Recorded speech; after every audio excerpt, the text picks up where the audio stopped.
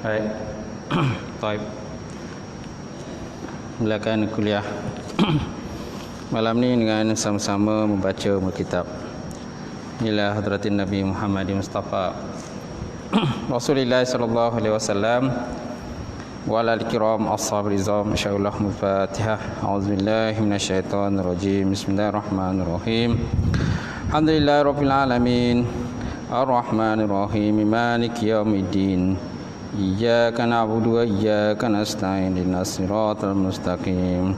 Siratal ladzina an'amta 'alaihim ghairil maghdubi 'alaihim waladdallin. Amin. Assalamualaikum warahmatullahi taala wabarakatuh.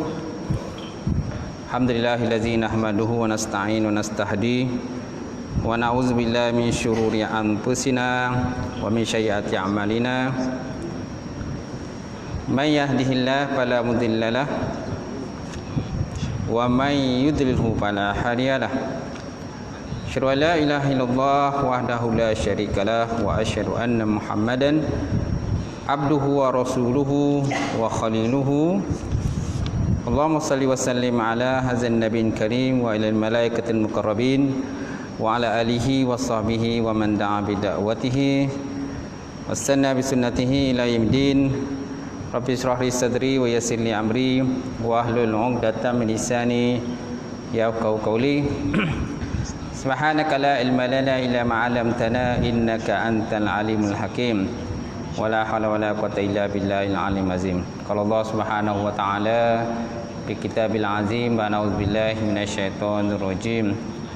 Wal 'asr innal insana lafi khusr illa allazina amanu wa 'amilus solihati wa tawassaw bil haqq wa tawassaw bis sabr. Sadaqallahul azim.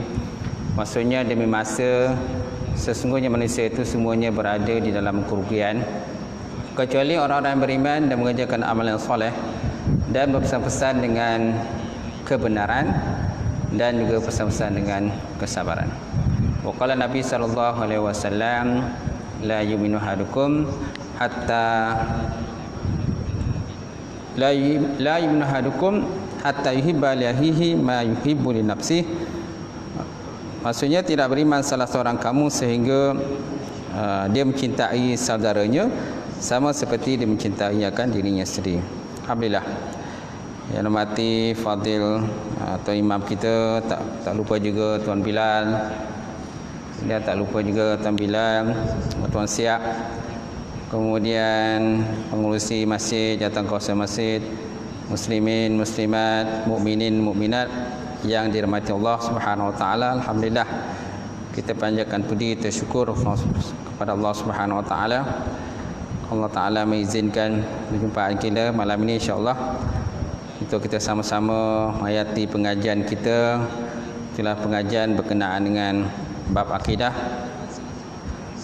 kitab Permata Tauhid, Jauharat Tauhid yang dikarang oleh Syekh Ibrahim Laqani. Dan kita masih lagi dalam pembahasan berkenaan dengan arat, iaitu jisim dan juga arat. Dan kita masih lagi dalam pembahasan bait yang ke-17 hari itu, bait syair yang ke-17, dalil atas kemustahilan kidamnya alam, dan juga pembahasan berkenaan dengan matalib sab'ah. Matalib sab'ah. Okey. Baik. Sekarang kita lihat di muka surat 72, betul 72, di mana dalam 72 ni kita masih lagi membahas berkenaan dengan arat dan juga jirim. Arat dan juga jirim.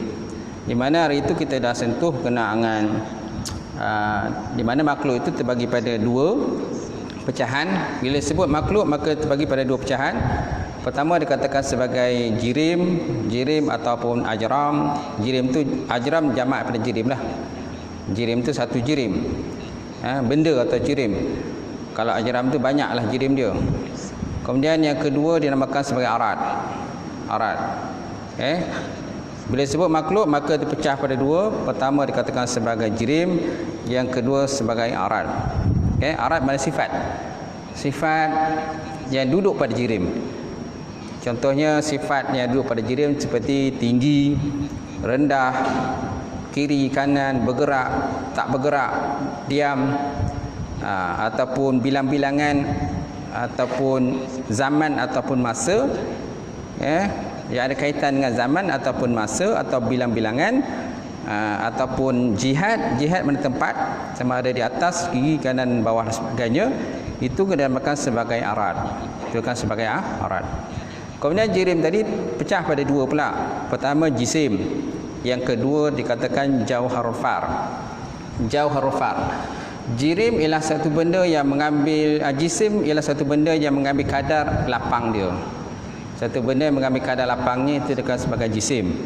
Yang kedua dikatakan sebagai jauharfar. Jauharfar ni satu benda yang tidak boleh menerima bahagi. Satu benda tidak boleh menerima bahagi. Jauharfar nama dia. Seperti satu titik yang sangat halus, maka titik itu kita tak boleh nak bagi-bagi lagi dah. Itu dikatakan jauharfar. Kemudian daripada jisim tadi pula terpecah pula dua. Yang pertama jisim yang latif, yang lembut, dan yang kedua jisim yang kasar. Kasif dan juga latif. Kasif dan juga latif. Itulah pecahan daripada makhluk. Pecahan daripada makhluk. Baik, kemudian kita dah bahas hari itu berkenaan dengan Matalib Sab'ah.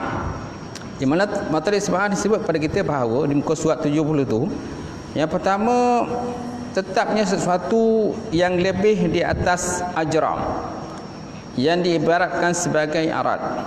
Semana arad ini ialah suatu benda yang tetap di atas jirim ataupun ajram. Ajram ni jamak lah, jamak pada jirim. Okey. Arad ialah satu benda yang duduk di atas jirim, yang tidak bercerai tanggai daripada jirim ataupun ajram. Yang kedua, tetapnya keadaan arad itu tidak berdiri dengan sendirinya. So maknanya arad ni dia tak boleh berdiri dengan sendiri. Mana sifat-sifat tadi tak boleh berdiri dengan sendiri, seperti atas, kiri, kanan, depan, bawah dan sebagainya kan. Okey. Semua sifat-sifat itu dia tidak boleh berdiri dengan sendirinya, tetapi dia mesti duduk pada jirim. Yang ketiga, tetapnya keadaan arad itu tidak berpindah-pindah daripada satu jirim kepada satu jirim yang lain. Mana bila ada arad, dia duduk pada jirim, dan arad duduk pada jirim itu dia tidak berpindah-pindah kepada jirim yang lain. Okey, dia mesti duduk pada jirimnya sahaja. Sama ada dia tak, kalau tidak bergerak dia diam, kalau tak diam dia bergerak. Kalau tidak di atas maka dia di bawah, kalau tak di kiri dia tentu berada di kanan. Baik, kemudian tetap keadaan jirim itu tidak bersembunyi. Tetap keadaan arad itu tidak bersembunyi. So makna arad bila dah duduk pada jirim, dia tidak bersembunyi. Dia tidak menyurup. Kan? Walaupun bila contoh bila kita katakan jisim atau jirim itu dia bergerak, bila dia bergerak maka sudah tentu dia tak diam. Jadi sifat diam itu bukan bermakna dia bersembunyi, tidak. Dia tidak bersembunyi, tetapi dia tetap zahir di situ, cuma dia tidak diamlah. Tidak bergerak, maknanya dia diam. Kemudian yang kelima, keadaan ajram sebagai yang melazimi bagi arad. Keadaannya tetap keadaan ajram atau jirim tadi sebagai yang melazimi bagi arad itu. Sebenarnya jirim itu, arad tadi ialah satu benda yang melazimi kepada jirim. Satu benda yang tidak bercerai tanggal daripada jirim. Sebenarnya dia masih duduk pada jirim itu. Kemudian yang keenam, tetap keadaan yang qadim menjadi tiada. Tetap keadaannya yang qadim menjadi tak ada. So maknanya jirim dia tidak ada arad, dia tidak ada sifat qadim. Arad dia tidak ada sifat qadim, tetapi arad dia ada sifat adam. Ain dal mim, ain dal mim maksudnya adam. Adam. Jirim dia tidak boleh bersifat qadim. Kalau jirim itu bersifat qadim ataupun arad bersifat qadim, maka sudah tentu dia merupakan salah satu daripada sifat Allah Subhanahu Wa Taala. Kemudian yang ketujuh, mustahil segala yang baru itu tidak ada permulaan baginya. Okay, mustahil segala benda yang baru itu tidak ada permulaan bagi dia. Kerana setiap benda yang baru mesti ada permulaan. Mesti ada permulaan dia. Walaupun ada sesuatu benda tu yang tidak ada kesudahan dia, seperti syurga, neraka, kan? Dan juga nikmat terdapat syurga dan neraka itu tidak ada kesudahan dia. Dia berterusan abadan abadin selama-lamanya. Sehinggalah satu tempoh yang dikenaki oleh Allah Subhanahu Wa Taala.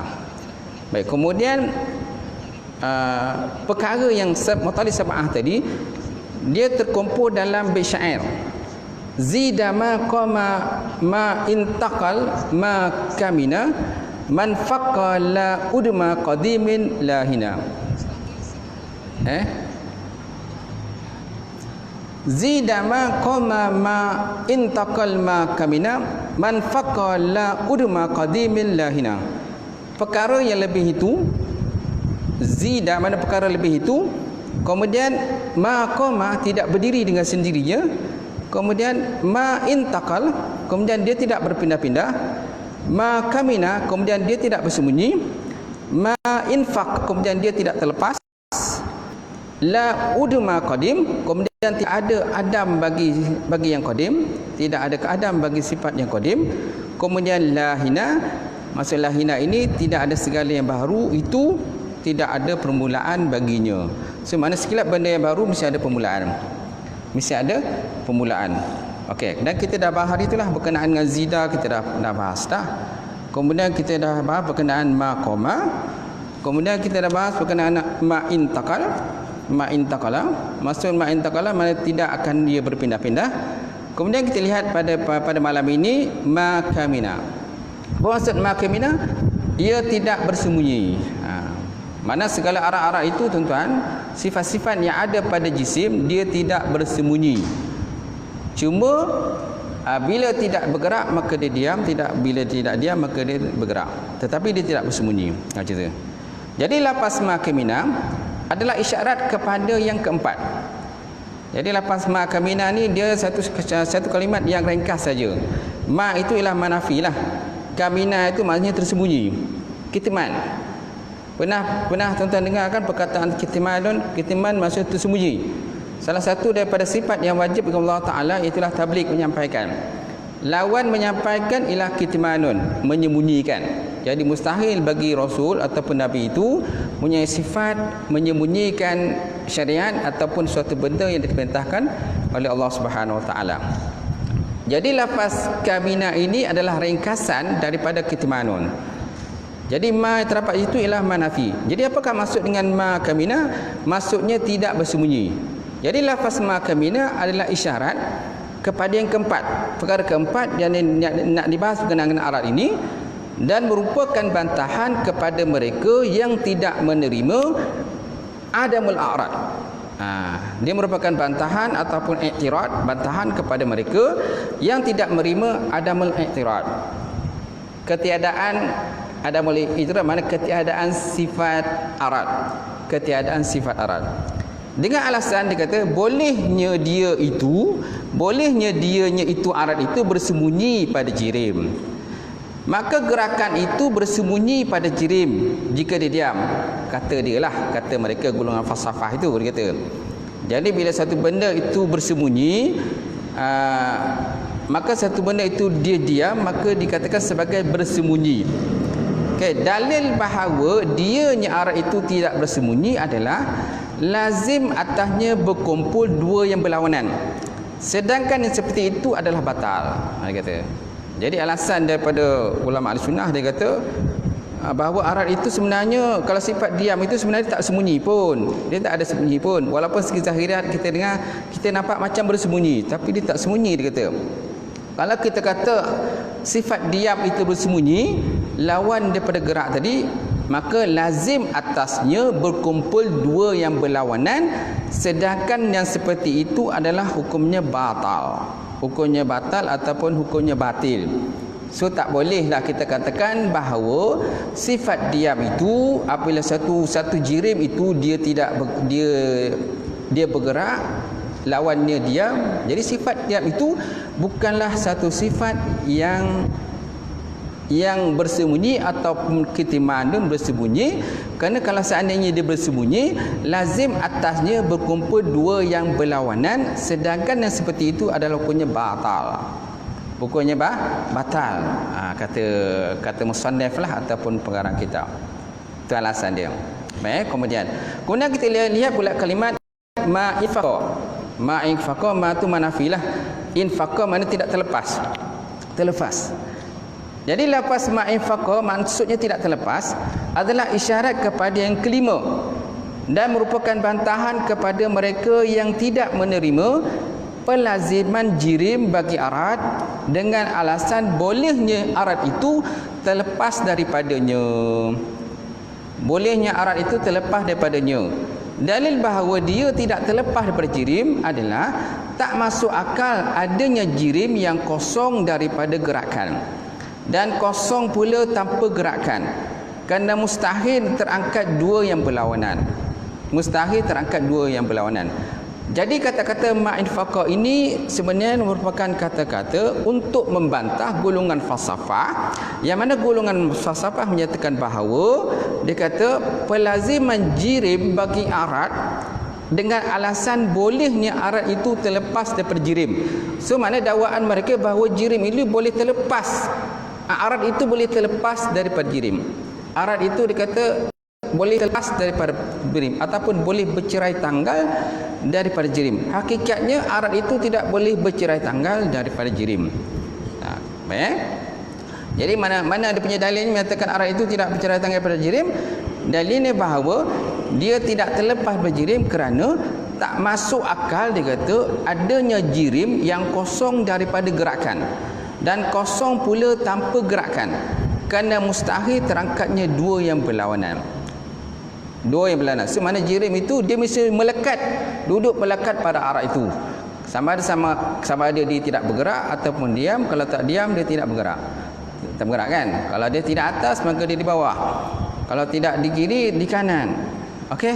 Kalau tidak di atas maka di bawah. Kalau tidak di luar maka di dalam.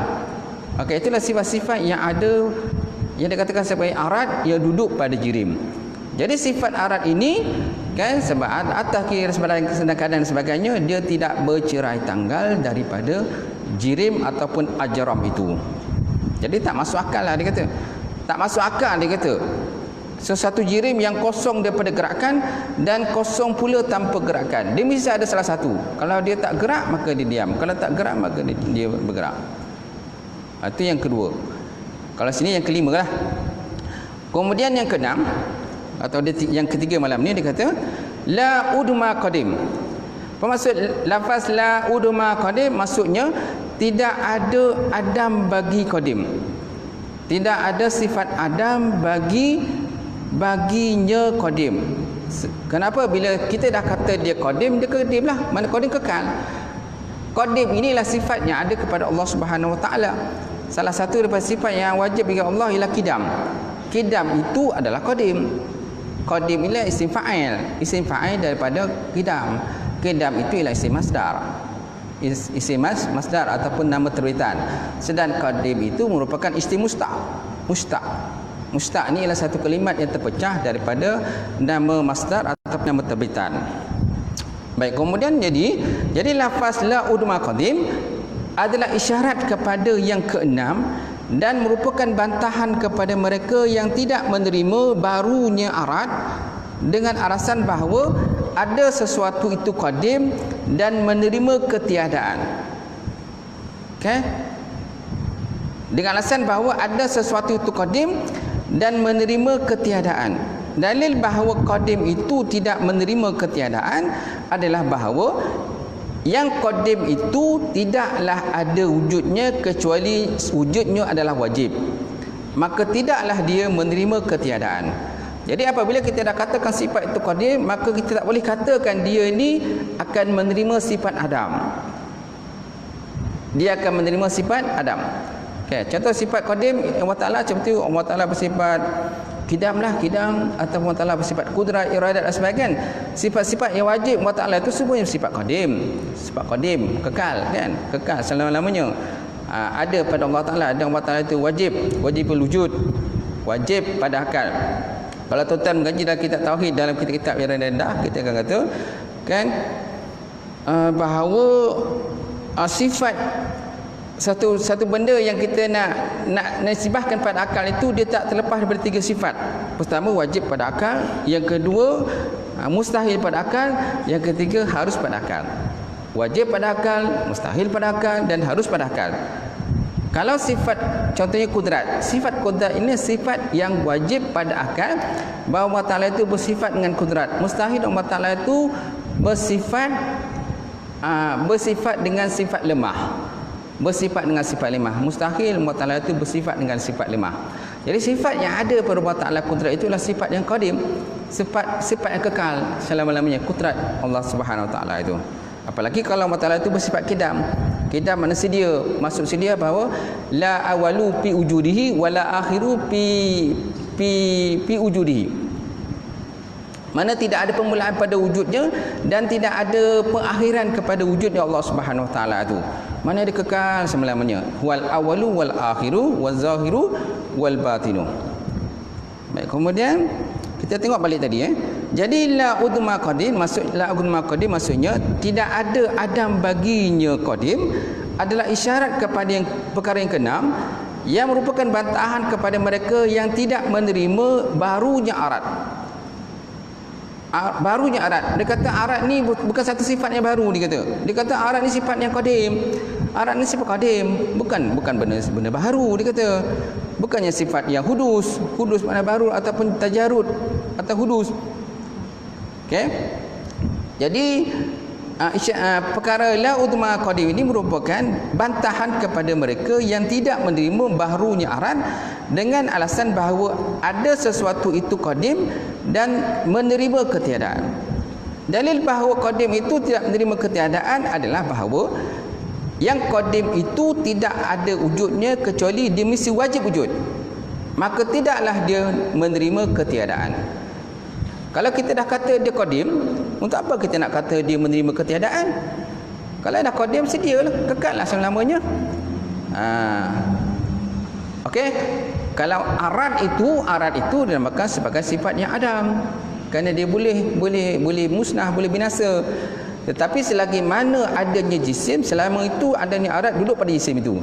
Tetapi selagi mana jisim itu telah rosak ataupun hancur ataupun telah dimusnahkan oleh Allah Subhanahu Wa Taala, maka tidak ada lagi sifat arat yang duduk pada jisim itu. Tetapi selagi mana jisim itu wujud, maka selagi itulah arat akan duduk pada jisim atau jirim. Baik, kemudian lafaz lahina. Apa maksud dengan lafaz lahina? Lafaz lahina maksudnya tidak ada segala yang baharu itu, tidak ada permulaan baginya. Okay, lafaz lahina ini adalah potongan dari perkataan la hawadis la awwala laha. La hawadis la awwala laha. Tidak ada segala yang baharu, tidak ada awal bagi dia. Tidak ada segala yang baharu, tidak ada awal baginya. Semakna kalau kita kata benda tu baharu, mesti ada awal. Bila benda itu baru, mesti ada awal kepada wujud benda yang baru. Okey.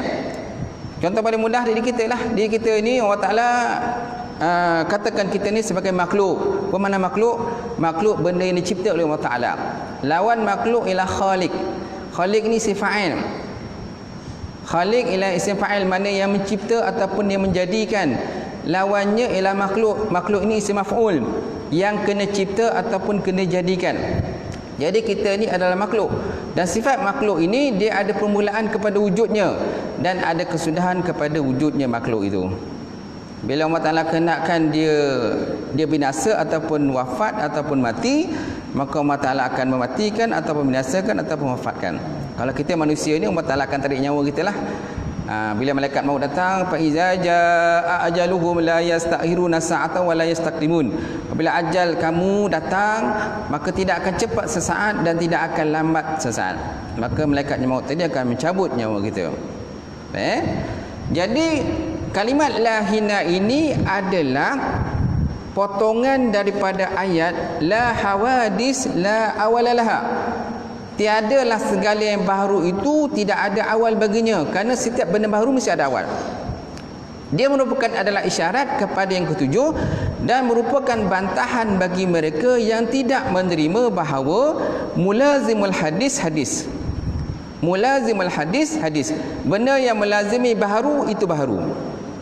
Benda yang melazimi baharu itu baharu. Dengan alasan bolehnya arat itu sebagai hawadis la awalalaha, benda yang baru yang tidak ada awal baginya. Maka jadilah yang melazimi itu qadim. Jadi kalau kita kata benda baharu ini, kita kata dia tidak ada awal bagi benda baharu, so maknanya benda itu qadim lah. Qadim lah nama dia, bukanlah hawadis namanya, bukan benda baharu.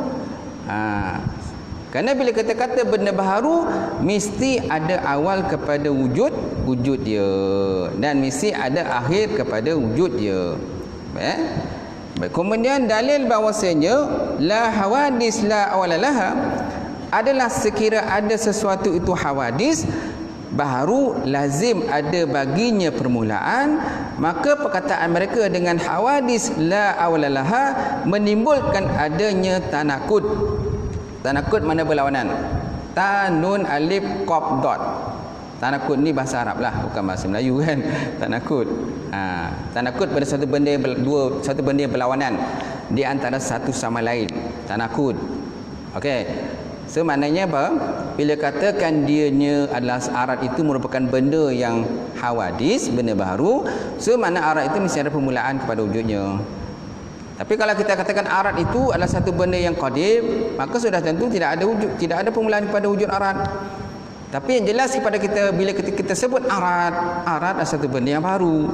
Kerana arat ini duduk pada jirim. Duduk pada jirim.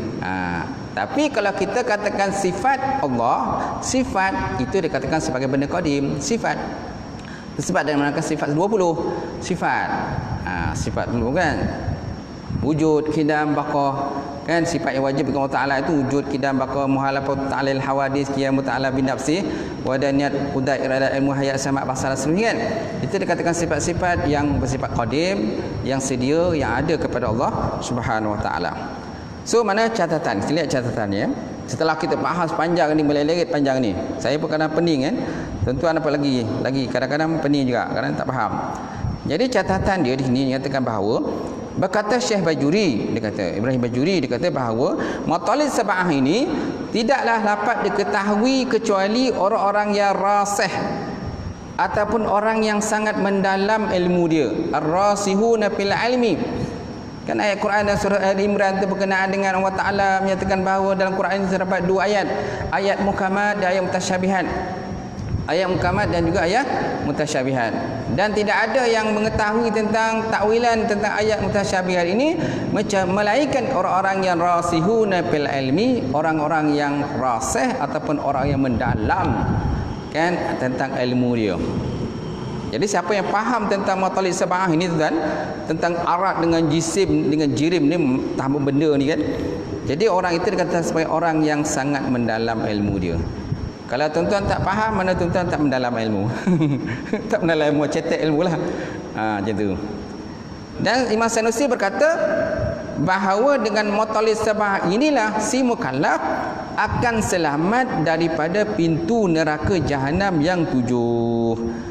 Jadi kalau kita tuan-tuan nak selamat daripada pintu neraka jahanam 7, jadi tuan-tuan kena faham ni. Fahamkan matalid sab'ah ni. Tentang sifat arat yang duduk pada jirim, yang tidak boleh bercerai tangga daripada jirim itu tuan-tuan. Boleh kan? Tak boleh, tak faham, balik baca balik. Baik, kita lihat tentang bait syair yang ke-18 pula. Kita lihat tentang penafsiran iman. Penafsiran iman khilaf pada pengucapan dua kalimah syahadah, di mana syair menyatakan bahawa wa fussiral imanu bit tasdiq wa nutqu fihi al khulfa bit tahqiq. Tahqiq ada kokolah kan? Wa fussiral iman bit tasdiq wa nutqu fihi al khulfa bit tahqiq. Apa maksudnya tuan-tuan? Dan ditafsirkan iman itu dengan tasdik. Tasdik. Apa makna tasdik? Membenarkan. Tasdik bil qalbi kan, membenarkan dengan hati.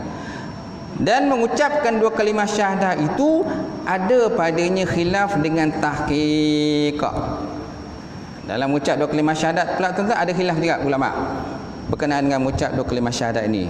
sama ada kalimat itu ataupun kalimat lain boleh kita ucapkan, tetapi dengan makna dua kalimat syahadah juga. Boleh tak macam tu? Baik, maksudnya kita lihat dia punya huraian dia ataupun dia punya syarahnya. Maksudnya jumhur Asy'ariyah dan juga Maturidiyah serta yang selain mereka daripada puak Mu'tazilah seperti Sahili dan juga Ibnu Rawhandi menafsirkan iman itu dengan tasydid. Kan? Jadi Asy'ari dan juga golongan Maturidi, kita ni Asy'ari dan juga Maturidi kan. Kan kita punya kata pengasas ni dalam Ahlussunnah wal Jamaah ini yang kita tak pakai Mu'tazilah lah. Jadi mereka mentafsirkan iman itu dengan tasdik. Kerana tasdik membenarkan dengan hati. Kan tasdik bil qalbi, ikrar bil lisan, amal bil jawarih.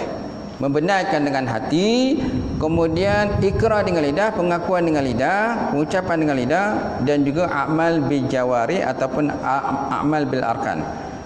Kan amal dengan segala tubuh badan kita. Maka itu dikatakan sebagai iman. Asal mana iman tu percayalah. Dia sebut iman tu percaya. Tapi setiap kalimat dalam bahasa Arab ni tuan-tuan, istilah-istilah bahasa Arab ni dia ada dia punya definisi ataupun takrif dia sendiri. Takrif. Okey. Baik, kita lihat perlu ketahui bahawa iman itu ada 5 bahagian dia. Okey, iman ada 5 bahagian. Yang pertama iman taklid. Yang pertama iman taklid, iaitu iman yang terbit daripada sebab meyakini perkataan syekh ataupun guru tanpa ada dalil. Jadi mana kita ikut seorang itu tanpa dalil. Kita mengikut aja. Kalau guru kata A lah, kalau guru kata B lah. Kalau guru kata C lah. Kalau guru contohnya murtad keluar daripada Islam, kita pun ikut sekali murtad keluar daripada Islam. Itu adalah iman taklid. Kerana taklid ni pun ada dua yang kita dah bahas dari belakang-belakang dulu. Kalau seandainya seorang guru yang kita ikut tadi, dia dah ajar benda betul kepada kita, tiba-tiba keluar dari Islam, kita tetap dengan pegangan kita, maka iman itu boleh dikira masih diguna pakai lagi. Tapi kalau seandainya iman kita ikut seorang guru, kemudian dia ajar kita benar, tiba-tiba dia keluar dari Islam, kan, ikut pahaman yang lain pula, kita pun ikut pahaman lain, maka iman dan taklid itulah tak ditiraf dalam Islam. Yang kedua, iman ilmu. Iman ilmu ialah iman yang terbit dari sebab makrifat. Makrifat terhadap akaid dan juga dalil-dalilnya. Apa maksud makrifat? Maksud makrifat itu kita dah bahas belakang itu, di mana makrifat al-jazmu al-mutabid bil waqi' ma'al dalil ataupun bidalil ataupun an dalil. Satu sifat yang jazam ataupun putus yang bertepatan dengan realitinya bil waqi' dengan realiti ataupun kejadian berdasarkan pada hujah ataupun dalil.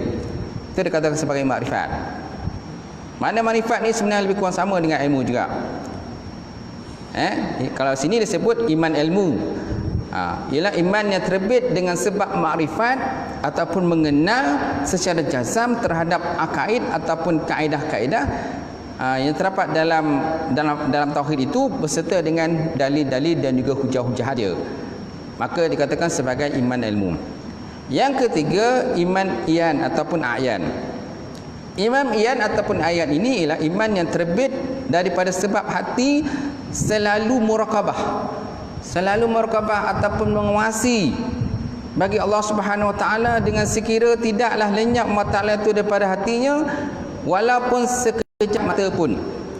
Walaupun sekejap mata pun hatinya sentiasa ingat ataupun berzikir kepada Allah Subhanahu Wa Taala. Itu dikatakan sebagai imam iyan ataupun a'yan. Di mana tingkat iman iyan ni lebih tinggi daripada iman ilmu. Kerana iman ilmu ni hanya sekadar orang kata di akal ataupun di kepala saja. Sedangkan iman iyan ini ataupun a'yan ini dah sampai pada hati dia dan menusuk masuk ke dalam kalbu ataupun hati dia. Okay, ini dikatakan sebagai imam iyan. Itu sebab dia kata iman yang terbit daripada sebab hati yang selalu muraqabah ataupun mengawasi bagi Allah Ta'ala dengan sekira tidaklah lenyap mata itu daripada hatinya walaupun sekejap mata pun. Walaupun sekejap mata sentiasa diingat ataupun berzikir kepada Allah Subhanahu Wa Ta'ala. allazina yazkurunallaha qiyaman wa qu'udan wa 'ala junubihim wa yatafakkaruna fi khalqis samawati wal ard rabbana ma khalaqta hadza batila subhanaka faqina azabannar. Kemudian yang keenam, iman hakun. Iman hak. Iman hak ialah iman yang terbit dengan sebab musyahadah. Musyahadah ataupun menyaksikan ataupun penyaksian Allah Ta'ala itu dengan hati dia sendiri. Mana tingkatan iman hak ini lebih tinggi daripada Imam A'yan ataupun Imam Iyan. Okey, mana dia punya tahap musyahadah ni lagi tinggi, kesaksian yang lagi tinggi berbanding dengan murakabah. Kalau murakabah ni bawah sedikit berbanding dengan Imam hak. Kemudian iman hakikat. Iman hakikat pula ialah iman yang terbit dari sebab keadaannya tidak bersaksi kecuali hanyalah kepada Allah, kecuali hanyalah kepada Allah Ta'ala saja. Ini tingkatan para nabi dan juga para rasul. Para nabi dan para rasul. Ini tingkatan orang yang iman dia imam hakikat. Hakikat. Mana imannya tinggi sangat tuan-tuan. Kalau kita mungkin tak boleh capai lah pada iman hakikat tadi. Yang kita boleh capai ialah imam taklid, iman ilmu, kemudian iman iyan. Iyan ataupun ayan, dan juga kita boleh sampai pada iman hak. Iman hak. Hakun. Hakun mana benar lah.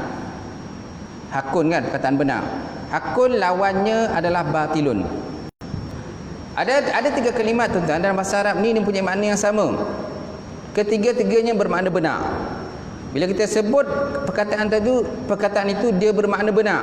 Yang pertama hakun. Hakun maksudnya benar. Lawannya batilun, batil. Yang kedua sawab. Sawab mana benar. Lawannya khata', salah. Yang ketiga sidikun, benar. Lawannya kazib, berbohong. Lawannya kazib.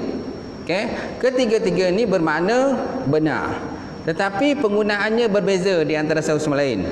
Kalau kita menggunakan perkataan hakun, benar, hakun itu dia biasanya digunakan untuk perkara-perkara akidah ataupun i'tikad. Kalau seorang itu beriktikad yang benar, maka kita katakan i'tikadnya hakun, i'tikadnya benar. Semana kalau ada i'tikad dia salah, maka kita dah katakan sebagai i'tikadnya adalah batil. Batil i'tikad dia. Yang kedua sawab. Perkataan sawab ni biasanya digunakan untuk kelakuan-kelakuan. Sawab lawannya ialah khata', salah. Sawab lawannya khata', salah. Kemudian yang ketiga ialah kazib. Sikun ni lebih pada pengucapan. Seseorang tadi bila dia bercakap benda yang betul dan benar apa yang diucap tadi, orang tadi telah mempunyai sifat sidikun, benar. Sifat sidikun ni salah satu daripada sifat yang ada kepada para nabi dan juga para rasul. Lawan sidikun itu ialah kazib. Mustahil kepada nabi dan rasul itu punya sifat kazib ataupun berbohong. Kalau nabi dan rasul itu ada sifat kazib, berbohong, maka menjatuhkan derajat mereka sebagai nabi ataupun sebagai rasul. Baik, kemudian maka taklid itu untuk orang awam. Taklid untuk orang awam. Kemudian ilmu untuk orang yang punya dalil. Iman ilmu bagi orang yang punya dalil dan juga hujah. Jadi macam mana kita nak ada dalil dan hujah? Kita kena belajar, kena mengaji. Kita kena berguru dengan mana-mana guru yang diiktiraf dan muktabar. Kemudian Imam Iyan itu orang yang ahlul murakabah. Ahlul murakabah mana orang-orang yang sentiasa merasakan bahawa Allah Ta'ala itu mengintai dan memerhatikan apa yang dilakukan. Dan makam murakabah ini sama dengan makam ihsan. Makam murakabah sama dengan makam ihsan. Apa makna ihsan? Anta'budullah ka'annaka tarahu fa in lam takun tarahu fa innahu yaraka. Makna ihsan itu ialah apabila kamu menyembah Allah SWT seolah kamu nampak Allah. Dan kalau kamu tak nampak Allah Ta'ala pun, Allah Ta'ala melihat dan memerhatikan apa saja yang kamu lakukan. Sama ada sembunyi pun tak sembunyi pun, sentiasa Allah Ta'ala memerhatikan apa yang kita lakukan. Kemudian dan dinamakan sebagai makam murakabah. Al-Haqqun, Imam Al-Haq untuk orang yang arif billah, dan dinamakan sebagai makam musyahadah. Makam musyahadah. Semana tingkatan orang yang arif billah ini lebih tinggi berbanding dengan orang yang hanya makam murakabah. Kemudian serta hakikat, mana imam hakikat untuk orang-orang yang wakif. Apa makna maksud orang yang wakif? Mana orang yang berhenti. dan dinamakan sebagai makam fana ataupun binasa terhadap selain Allah Ta'ala dan tidak bersaksi kecuali kepadanya Allah Ta'ala. Jadi kan kita pernah dengarkan perkataan fana kan? Fana ni istilah terdapat dalam tasawuf. Orang telah fana tu, maksud fana tu bila orang dah berada pada makam fana, dia merasakan tidak ada yang lain yang wujud dalam dunia ini melainkan Allah Ta'ala saja. Allah Ta'ala saja. Kan dia nampak semua tu Allah Ta'ala saja, walaupun hakikatnya benda tu bukan Allah Ta'ala pun, tetapi dia merasakan tuan-tuan Allah Ta'ala tu hakikat segala-galanya. Hakikat segala-galanya. Kalau dia nampak rumah, mana hakikat yang menciptakan Allah Ta'ala tu Allah Ta'ala lah. Walaupun zahiriannya manusia menciptakan rumah itu adalah manusia yang mencipta rumah ataupun membuat rumah, tetapi hakikatnya siapa yang menggerakkan manusia itu mencipta rumah melainkan tidak lain tidak bukan melainkan Allah Subhanahu Wa Taala. Jadi bila orang yang berada pada makam fana bila, makna dia merasakan tidak lain dan tidak bukan dalam dunia ini semuanya, dia merasakan wujudnya Allah Subhanahu Wa Taala itu tidak ada yang lain melainkan Allah Taala saja. Baik, kemudian adapun hakikatul hakikat, hakikatul hakikat, imam hakikat, maka dia adalah sekalian Rasul dan Allah Ta'ala telah mencegah kita untuk menyikapnya, maka tiadalah jalan untuk menerangkannya. So tidak ada jalan untuk kita menerangkan iman hakikatul hakikat. So maknanya ada 6 tentang sebenarnya. Yang pertama imam taklid, yang kedua imam ilmu, yang ketiga imam iyan ataupun ayan, yang keempat iman hakun, yang kelima iman hakikat, yang keenam hakikatul hakikat. Hakikatul hakikat. Di mana hakikatul hakikat ini ialah dia hanya ada kepada sekalian Rasul, sekalian Nabi dan juga para Rasul, dan Allah Ta'ala telah mencegah kita untuk menyingkapnya, maka tiadalah jalan untuk kita menerangkan dia. Kata Musannif pun kata kita tak boleh nak terangkan. Kalau mungkin terangkan mungkin tuan-tuan pun tak faham, dia kata lebih baik tak payah terang. Kerana kalau terangkan mungkin akan timbul fitnah lah yang lain. Baik, baik, kemudian perkataan Musannif dengan tasdid, sampai situlah. Wallahu a'lam bishawab.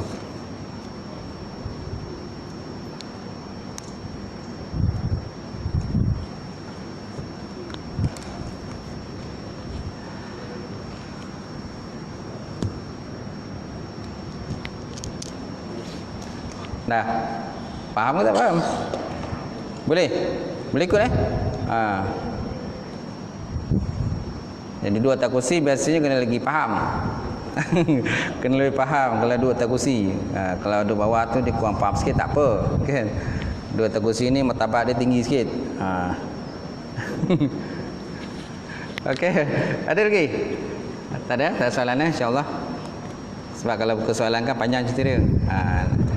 So Muhammad kalau jawab soalan kan panjang menit. Jadi masa pun dah habis gitu. Okey, biar insya-Allah. Auzubillahi minasyaitonir rajim. Bismillahirrahmanirrahim. Alhamdulillahirabbil alamin. Wassalatu wassalamu ala asyrofil mursalin wa ala alihi washabbihi ajmain. Allahumma zidna 'ilman nafi'a wa yaqinan shadiqa wa 'amalan mutaqabbala wa rizqan halalan mubarakatan katsira wa siyan fataya alim. Nawilana qulubana bi nuri ma'rifataka wa aftarana buta'alfin. Allahumma faqihna fid din. Allahumma faqihna fid din. Allahumma faqihna fid din wa 'allimna ta'wil ya arhamar rahimin. Allahumma inna na'udzubika min ilmin la yanfa' wa min qalbin la yakhsha wa min nafsin la tashba wa min du'ain la yustajab laha bi rahmatika ya arhamar rahimin. Rabbana atina fid dunya hasanah wa fil akhirati hasanah wa qina azabannar. Subhana rabbika rabbil izzati amma yasifun wa salamun alal mursalin. Alhamdulillahirabbil alamin. Taqabbalallahu minkum.